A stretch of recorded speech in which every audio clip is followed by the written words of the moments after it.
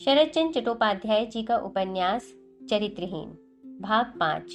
कथावाचक निधि सहगल। छोटी बहू सुरबाला के पिता ठेकेदारी के काम में काफी दौलत पैदा करके आजकल बक्सर वाले मकान में रहने लगे। उनकी 2 लड़कियां थीं। सुरबाला बड़ी थी और शची छोटी। शची की अभी तक शादी नहीं हुई। बक्सर में पिता के घर पर ही रहती थी। पिता के घर में सुरबाला को पशुराज के नाम से पुकारते थे। ये नाम उसके पितामह ने रखा था। मोहल्ले के अंधे लंगड़े, बिल्ली, कुत्ते, बिलायती चूहे, कबूतर, गौरैया मिलकर प्रायः 100 से अधिक प्राणी उसके आश्रय में पलते थे। उनमें से किसी को भी किसी दिन ममतावश वो छोड़ ना सकी। अभी तक वे शची की कृपा से पल रहे हैं। सुरबाला के नाम का विवरण महेश्वरी जानती थी। उसके द्वारा यहाँ भी वह नाम प्रचलित हो गया था। जो लोग बड़े थे वे संक्षेप में पशु कहकर पुकारते थे। नौकर नौकरानी भी कोई तो पशु बहू, कोई छोटी बहू जी कहकर पुकारती थी। काफी रात को कामकाज हो चुकने पे सुरबाला जब कमरे में आई तो उपेंद्र ने कहा, पशु, बाबूजी ने शची के लिए वह खोजकर ठीक करने के लिए तकाजे का पत्र लिखा है। शची आयु में तुमसे कितनी छोटी है मालूम है? सुरबाला ने कहा, मालूम क्यों नहीं है? मेरे बाद एक भाई होकर सौरी में चल बसा, उसके बाद ही शची का जन्म हुआ। इस प्रकार वो मुझसे आयु में 6-7 वर्ष छोटी है। इस हिसाब से तो उसकी आयु 12-13 वर्ष की होगी। इतनी तो होगी ही। दुबली पतली होने के कारण ही केवल इतने दिनों तक कुंवारी रखी गई। मेरी तरह बड़े बड़े हाथ पांव वाली होती तो भारी कठिनाई होती। उपेंद्र हंसकर बोला, कठिनाई किस लिए? तुम्हारे बाबूजी को तो रुपए की कमी नहीं है। रुपए रहने से सभी वस्तुएं सुलभ हो जाती हैं। तुम्हारे समय में मैं जिस तरह हड़बड़ाकर जा पहुंचा था, उस तरह हड़बड़ करके जाने वाले आदमियों की संसार में कमी नहीं है।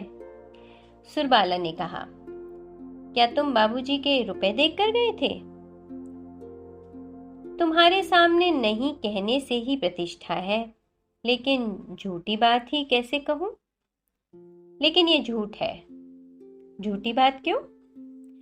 असत्य होने के कारण ही असत्य बात है। तुम जब तब कहते रहते हो अवश्य, लेकिन तुम बाबूजी का रुपया देखकर नहीं गए थे। बाबूजी के पास रुपए रहते या नहीं रहते, तुमको जाना ही पड़ता। मैं जिस जगह जिस घर जन्म लेती, मुझे लाने के लिए तुमको वहां आना ही पड़ता। समझे? उपेंद्र ने गंभीरता धारण करके कहा, कुछ कुछ समझ रहा हूं, लेकिन मान लो अगर तुमने कायस्थ के घर में जन्म लिया होता तो?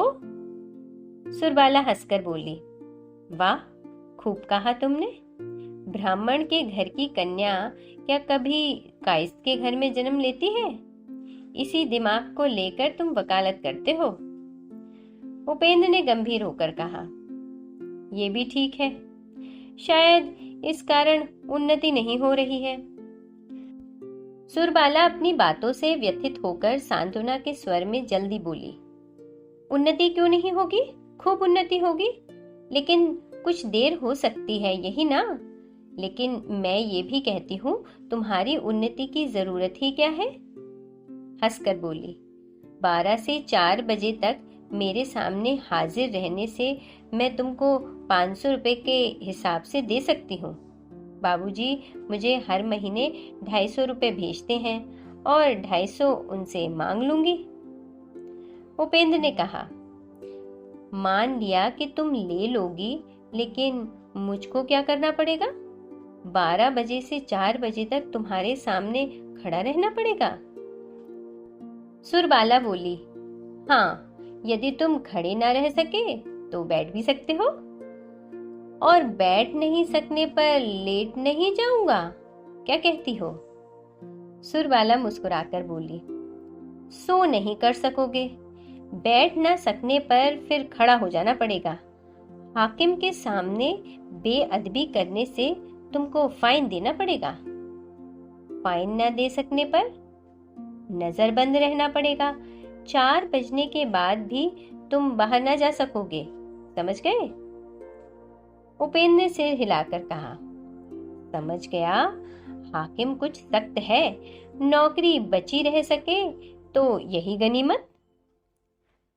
सुरबाला ने अपने दोनों कोमल भुजाओं से पति के गले को घेरकर कहा, हाकिम सख्त नहीं है, तुम्हारी नौकरी सुरक्षित रहेगी। एक दिन केवल परीक्षा करके ही देख लो ना। कुछ देर बाद सुरबाला ने अपने को मुक्त कर लेने के बाद पूछा, बाबूजी के पत्र का उत्तर दोगे? उपेंद्र ने कहा, खोजने की आवश्यकता नहीं है, पात्र खुद ही हाजिर हो जाएगा, यही उत्तर दूंगा। छी, ये कैसी बात? उनके साथ परिहास करना उचित है? इतनी देर से क्या तुम मेरे साथ परिहास कर रही थी? सुरबाला घबराकर बोली, देखो, मैंने परिहास नहीं किया, लेकिन बाबूजी को ये बात लिखने की आवश्यकता नहीं है। सचमुच ही मैं विश्वास करती हूँ कि शची के लिए वर ठीक हो ही चुका है। इसके अलावा अन्य कोई मार्ग नहीं है।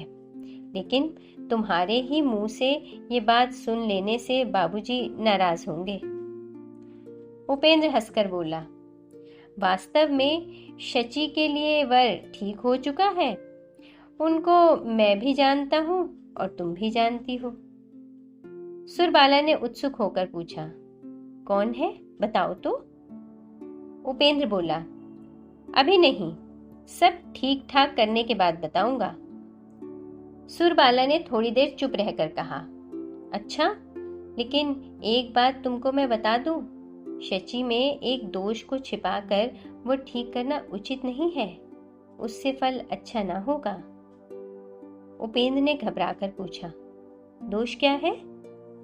सुरबाला ने कहा, बताती हूँ। शायद बाबूजी की इच्छा उस दोष को गुप्त रखने की है, नहीं तो वह खुद ही तुमको बता देते। शची देखने सुनने में, लिखने पढ़ने में अच्छी ही है। बाबूजी के पास रुपए भी हैं, लेकिन क्या तुमने शची को ठीक तरह से देखा नहीं है? उपेंद्र बोला, देखा है, लेकिन अच्छी तरह देख लेने का साहस। तुम्हारे पैरों पड़ती हूँ, पहले मेरी बात सुन लो, उसके बाद जैसी खुशी हो जवाब देना। तुम तो जानते ही हो, शची बचपन से ही दुबली पतली है। 2-3 बार भारी बीमारियों से मरते मरते बची है। एक बार उसकी बीमारी तो अच्छी हो गई, लेकिन दायां पैर नीचे से ऊपर तक फूल कर पक गया। डॉक्टर ने शल्य उपचार करके उसको बचा लिया अवश्य, लेकिन पैर सीधा नहीं हुआ। उसी समय से वो जरा लंगड़ाकर चलती है। डॉक्टर ने कहा था उम्र बढ़ जाने पर वह अच्छी हो सकती है, लेकिन इस आश्वासन पर विश्वास करके कौन विवाह करने को तैयार होगा? जो सचमुच ही अच्छा लड़का है, उसके लिए अच्छी लड़की भी मिल जाएगी। जानबूझकर वह शची जैसी लड़की से शादी ना करेगा, और जो लड़का धन के लोभ से राजी होगा वह कुपात्र होगा। उपेंद्र ने ध्यानपूर्वक सुनकर कहा, मैंने तो शची को कई बार देखा है, लेकिन किसी दिन लंगड़ाकर चलते नहीं देखा। सुरबाला हंसकर बोली, पुरुषों को कौन सी चीज दिखाई पड़ती है, लेकिन स्त्रियों की आंखों को तो धोखा देना चल नहीं सकता। वे तो एक ही क्षण में दोष जान जाती हैं। उपेंद्र ने कहा, लेकिन उसको तो स्त्रियों के साथ शादी ना करनी पड़ेगी कि स्त्रियों की आंखों से डरना पड़ेगा। ये कैसी बात? धोखा देकर शादी कराने की इच्छा रहने पर तो अंधी लड़की की भी शादी की जा सकती है, लेकिन बाद को? उपेंद्र कुछ सोच रहे थे, बोले नहीं। सुरबाला फिर बोली, पिछली दुर्गा पूजा के समय हमारे बक्सर के मकान पर ठीक उसी तरह की बातें हुई थी। बाबूजी और माँ दोनों ने ही कहा था कि शादी के पहले इन सब आलोचनाओं की आवश्यकता नहीं है। हो जाने के बाद दामाद को बता देने से ही काम चल जाएगा। उपेंद्र ने कहा, ठीक ही तो है। नहीं, ठीक नहीं है। मैं कहती हूँ कि सास ननद को छोड़कर अकेले दामाद को विश्वास में लेने से काम चलता नहीं है। शची को तो जो पति मिलेगा वो उसको प्रेम करेगा ही, लेकिन एक तुच्छ त्रुटि के कारण पहले ही यदि वह उसकी विद्वेष भरी दृष्टि में पड़ जाएगी तो किसी दिन सुख से घर गृहस्थी न कर सकेगी। उपेंद्र ने कहा, कर सकेगी, क्योंकि दिवाकर तुम्हारी बहन को लापरवाही से न रखेगा। तुम अथवा बहन भी शची को झिड़कियां न सुनावेंगी। ये बात सुनकर सुरबाला चुप हो गई। बहुत देर तक स्थिर भाव से बैठी रहकर वह बोली, तुम क्या बबुआ के साथ शादी? उपेंद्र ने कहा, हाँ, लेकिन बाबूजी तो सहमत ना होंगे। क्यों? उसके माँ बाप नहीं है, घर द्वार नहीं है, कुछ भी नहीं है। उपेंद्र ने संक्षेप में कहा, सब है, क्योंकि मैं हूं। सुरबाला ने कहा, तो भी बाबूजी राजी न होंगे। उपेंद्र ने कहा, तुम भी राजी नहीं होगी? असल बात शायद यही है। उपेंद्र चुप रहकर दूसरी तरफ करवट बदलकर अत्यंत नीरस कंठ से बोले, अच्छा, रात बहुत हो गई, अब तुम सो जाओ। उस रात को सुरबाला बड़ी देर तक जागती रही। एकाएक जब उसको निश्चित रूप से मालूम हो गया कि पतिदेव निर्विघ्न सो रहे हैं, तब उसके दोनों नेत्रों में गर्म जल भर उठा। पति के स्नेह पर वह संदेह नहीं रखती, लेकिन रोते रोते वह यही बात सोचने लगी कि इन 7-8 वर्षों के घनिष्ठ मिलन के बाद भी क्यों वह इस मनुष्य का स्वभाव न समझ सकी। पहले पहल उसने अनेक बार मन में विचार किया था कि इस मनमौजी मनुष्य के मिजाज का कुछ भी ठीक नहीं है। किस समय किस कारण से इसका क्रोध उमड़ पड़ेगा वह जान लेने या समझ लेने का उपाय नहीं है, लेकिन अंत में एक बार पूछताछ कर इतनी ही बात वह समझ सकी थी कि इसको पूरे तौर से समझने की शक्ति मुझे किसी दिन हो या ना हो, इसका कोई काम या इसकी कोई भी बात अकारण या अनिश्चित प्रकृति के मनुष्यों की सी नहीं है। विशेष रूप से इसी कारण इस दुर्बोध पति को लेकर उसके मन में भय और चिंता की कोई सीमा नहीं थी।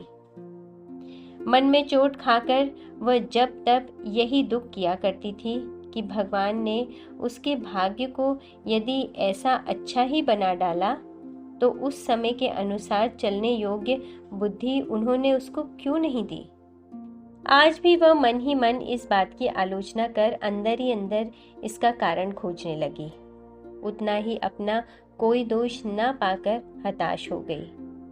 बहन के बारे में बहन की ये स्वाभाविक आशंका किस वजह से दोषपूर्ण है, इसका जवाब वो किसी प्रकार खोज नहीं सकी। बाहर जाड़े की लंबी अंधियारी रात स्तब्ध थी और कचहरी का घंटा एक के बाद एक क्रम से बजता गया।